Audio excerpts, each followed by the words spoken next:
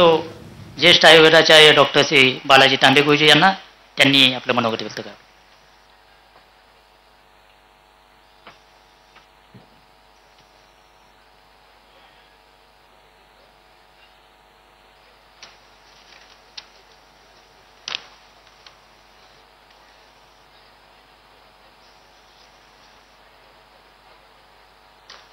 नमस्कार. आपण सर्व या ठिकाणी एवढ्या मोठ्या संख्येने उपस्थित आहात आणि त्याबरोबरीने सर्व पुरुष मंडळी ही कुटुंबातील अनेक या ठिकाणी उपस्थित आहेत आणि हा जो सकाळ माध्यम समूह आणि साम यांनी तनिष्का स्त्री प्रतिष्ठा अभियान जे सुरू केले त्या कार्यक्रमाची ही एक पहिली सुरुवात आहे. 31 जानेवारीला ही संकल्पना आली आणि त्यानंतर आज आता त्याची पावती की हा कार्यक्रम पुढे नेता येईल. सर्वांच्या सहकार्याशिवाय ही एक मोठी कुटुंब संस्थेची आणि स्त्री प्रतिष्ठेची क्रांती आहे आणि ती काही एकट्या दुकट्याने होत नाही. आणि आज आपल्या या उपस्थितीवरून असं दिसतंय की खरोखरच याची खूप आवश्यकता आहे आणि स्त्री प्रतिष्ठा ही अगदी आता पणाला लागलेली गोष्ट आहे. दुसरं काय त्यामध्ये की स्त्री संरक्षण, स्त्री प्रतिष्ठा याच्याबरोबर स्त्रीला किंवा पुरुषाला एका कुटुंबाला जे जीवन जगायचं आहे त्या जीवनासाठी लागणाऱ्या सर्व सोयी या महत्त्वाच्या आहेत आणि त्या आपल्याला सुख देणाऱ्या हव्यात. या दृष्टीने जो प्रयत्न आहे तो या ठिकाणी दिसतोय की प्रत्येकाची तशी इच्छा आहे. या जगाची निर्मिती झाली तीच मुळी हे विश्व तयार करून झाली. त्यामध्ये घर आलं आणि घरापाठोपाठ ग्रहलक्ष्मी आली. ग्रहलक्ष्मी जिथे नाही तिथे कुठलं घर आणि कुठलं काय, मग ते नुसतं एक धर्मशाळा होऊ शकते. अशा पद्धतीने ही जी जगाची सुरुवात झाली आणि सर्वप्रथम जर काही परमेश्वराने तयार केलं असेल तर ती आदिशक्ती स्त्री तयार झाली, ग्रहलक्ष्मी तयार झाली आणि ही लक्ष्मी ही महत्त्वाची आहे. 3 आपल्याला गोष्टी लक्षात येतील की त्या आपल्या जीवनाचं महत्त्वाचा आधार आहेत आणि त्या तिन्ही या गोष्टी स्त्रीत्वाकडे नेणाऱ्या, म्हणजे स्त्रीत्वच आहे त्यांचं. एक म्हणजे काय की आपलं शरीर म्हणतो, भूमाता म्हणतो, पृथ्वी म्हणतो आणि एकूण हे सर्व साधन सामुग्री आहे ती सर्व लक्ष्मी समृद्धी या तत्वाखाली येते. तसंच आपलं जे मानसिकता आहे, सामाजिक आपले जे बांधिलकी आहे म्हणजे विद्या जी आहे आणि त्या विद्यामधून येणारा विवेक आहे तोही सर्व स्त्रीत्वाची शक्ती आहे. आणि तिसरं आपल्याला स्वतःला मिळणारं सुख किंवा आपल्यासाठी लागणारं शासन की ज्याच्यामुळे आपलं शासन व्यवस्थित असलं तर माणसाला भीती वाटत नाही. आणि आज आपल्या लक्षात येईल की स्त्री ज्या वेळेला पहिल्याच 31 तारखेच्या सभेमध्ये भेटल्या होत्या सर्व स्त्रिया, तेव्हा सर्वात मोठा प्रश्न हा स्त्रीच्या संरक्षणाचा त्यावेळेला चर्चा झाली. तसंच स्त्रीच्या आरोग्याचीही चर्चा झाली.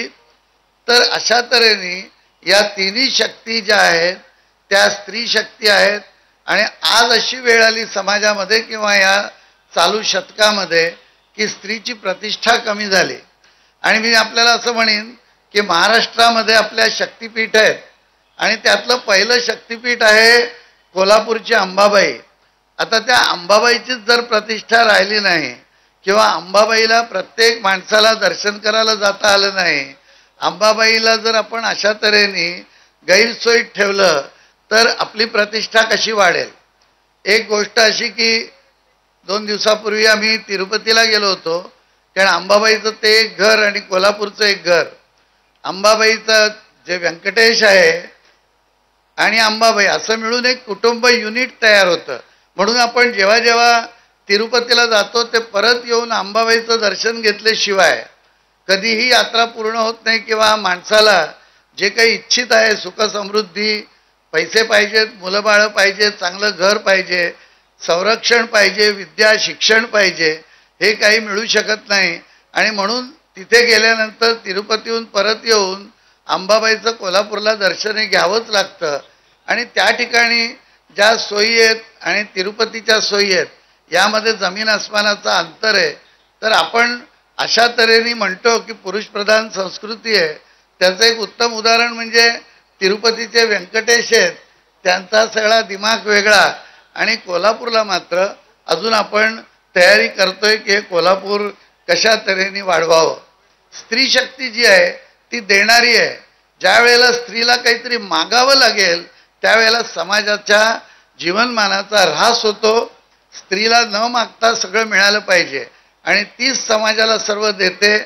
इतकंच नव्हे तर हा सगळा समाज जो आहे तो स्त्रीनेच दिलेला आहे.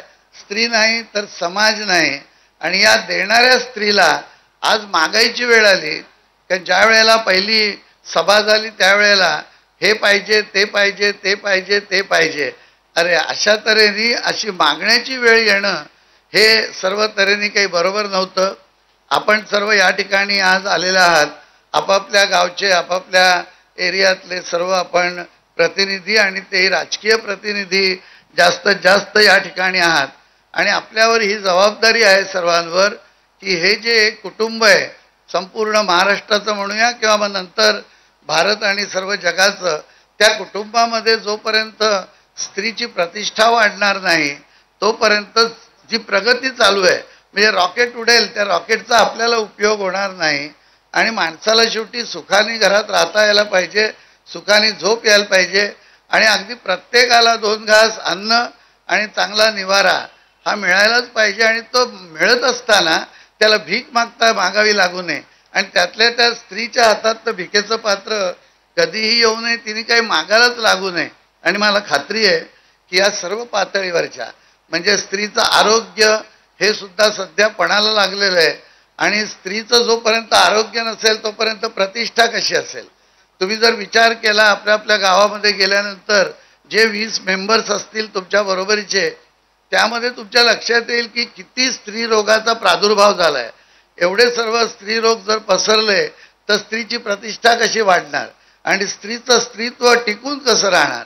तेव्हा शारीरिक पातळीवरती स्त्रीचं आरोग्य आहे, मानसिक पातळीवरती स्त्री संरक्षित नाही, एकट्या दुकट्याने बाहेर जायची सोय नाही किंवा स्त्रीला पुरुष तिच्या घरातले तिचे पतीच तिला जर त्रास देणार असतील, तिची सासू सासरे त्रास देणार असतील तर यामध्ये इतका मोठा अशा तऱ्हेचा एक काय म्हणूया आपण अधपतनाचा विचार दिसतो की सासू ही शेवटी एक स्त्रीच होती, एका वेळेला ती सुद्धा बाई होती.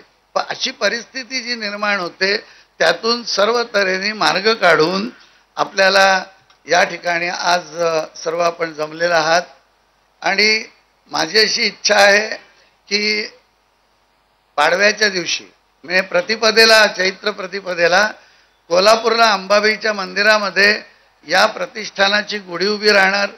6000च्या वरती गुढ्या या प्रत्येक गावोगावी महाराष्ट्रामध्ये सर्व गुढ्या उभ्या राहतील या स्त्री प्रतिष्ठानाच्या. आणि तुमच्या तर हातात सत्ताही आहे म्हणजे ग्रहसत्ता, ग्रहस्वामिनी म्हणून ग्रहलक्ष्मी म्हणून आहे.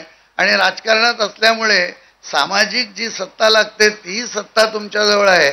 आणि मग जी आत्मशक्ती आणि शेवटी देवाची कृपाही लागते ती अंबाबाईच्या कृपेने जर मिळाली तर मला असं वाटतं की हे अभियान जे आहे ते यशस्वी होईल. जरी 1 वर्षभराचं अभियान आपण म्हटलं तर हे तर सतत चालणारं अभियान आहे. आणि आज आपण या ठिकाणी 7-8 हजार मंडळी असलो तरी ती वाढून प्रत्येक ठिकाणी हे तळागाळात सर्व माणसापर्यंत पोचून ही स्त्रीची प्रतिष्ठा व्यवस्थित येवो. या स्त्री शक्तीला सर्वजण नमन करते होत. स्त्री शक्तीचा दरारा असा वाढावा की कोणी त्याच्याकडे वाकड्या डोळ्यांनी वाकड्या मानेने पाहण्याची कोणामध्ये हिंमत नसावी.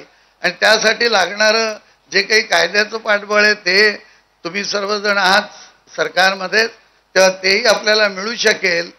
आणि मग ज्या सोयी आणि हे सर्व झाल्यानंतर शेवटी कुटुंब जे आहे हे महत्त्वाचं आहे. आपली कुटुंब संस्था जर मोडली तर स्त्रीला प्रतिष्ठा राहणार नाही. म्हणजे ज्या ज्या देशामध्ये कुटुंब सुटली आहेत आणि व्यक्ती एकट्या राहतात आहेत त्या ठिकाणी स्त्रीला अत्यंत कमी दर्जाचं किंवा एक उपभोग्य वस्तू म्हणून पाहिलं जातं. त्याच्याऐवजी आपण आपल्या भारतीय संस्कृतीतली कुटुंब व्यवस्था अंबाबाईकडे आशीर्वादाने मागून घेऊ. आणि ही स्त्री प्रतिष्ठा वाढण्यासाठी सकाळ माध्यम समूह आणि साम यांच्या वतीने ही सर्व अप्रतिम अशी योजना तयार झालेली आहे. ती यशस्वी होईल आणि हे अभियान खूप यशस्वी होऊन पुढे चालू राहील याची मला खात्री आहे. तसा अंबाबाईजवळ मी प्रार्थना करतो, तिच्याजवळ देणं मागतो आणि तुम्ही सर्वांनी अंबाबाईला नमस्कार करावा. मला वाटतं अंबाबाईला नमस्कार करायला अडचण कोणाची नसेल, नाही का? पटतंय की नाही की देवीची प्रतिष्ठा वाढली तर मग आपली प्रतिष्ठा वाढेल. आपली जी सर्वांची आई आहे तिची प्रतिष्ठा, तिला नमस्कार करायला शिकलो तर प्रत्येक मातेला नमस्कार हा प्रत्येकाने करायचा आहे. अशा तऱ्हेने मी प्रार्थना करतो आणि या ठिकाणी थांबतो. धन्यवाद.